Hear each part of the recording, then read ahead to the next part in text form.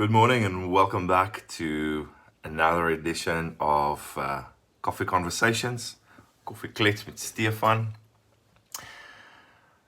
Yeah, it's been 13 days of lockdown, and this morning's little message that I want to share with you is, yes, it's building really on what I spoke upon yesterday.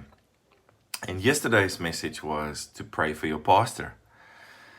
Today I want to say we need to pray for one another. The Bible urges us. I want to read a few scriptures, build on that a little bit, and pray that you will be encouraged today. Ephesians chapter 6:18 says, praying at all times in the Spirit, with all prayer and supplication.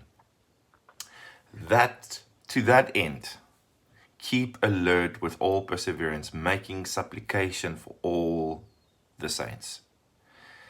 This word supplication is a very interesting word.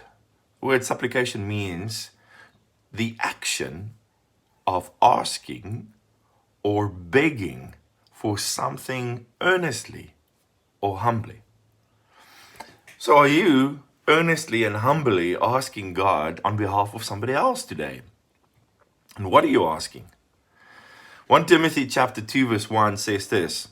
I'm just taking a sip. First of all, then, I urge that supplications, prayers, intercessions, and thanksgiving be made for all people. Paul writes to young Timothy and he says, I urge that you pray and intercede and stand in the gap for other people. Everyone, I want to say this today, everyone needs someone to persistently and consistently pray for them. Everyone, not just pastors. Every single person on planet Earth needs someone else to pray for them. Years ago, there was these little bands that we used to wear on our arms that says, what would Jesus do? I want to ask the question, what is Jesus doing today? What's he doing right now? According to Romans 8:34, Jesus is seated at the right hand of the Father, interceding for you and for me. So last night when you were sleeping, what was Jesus doing? He was praying for you and for me. He was standing in the gap for you and for me. According to Hebrews chapter 7 verse 25, it says, Jesus is able to save us completely, those that come to him through the Father. Why? Because he lives to intercede for us. Jesus lives to intercede for you and for me. So I want to encourage you to be like Jesus this morning. Do exactly what he is currently doing. Intercede, pray, stand in the gap for someone today. Pray that God will visit them with tender love.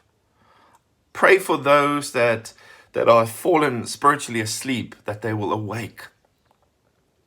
Those that are drifting from the Lord this morning, that God will come and touch them once again. I want to pray for you this morning, because everybody needs somebody to consistently pray for them. I want to pray that God will, like Paul prays, enlighten the eyes of your understanding, that you may know the hope and the glory, that you may know Jesus fully and experience him fully. I love you and I bless you this morning.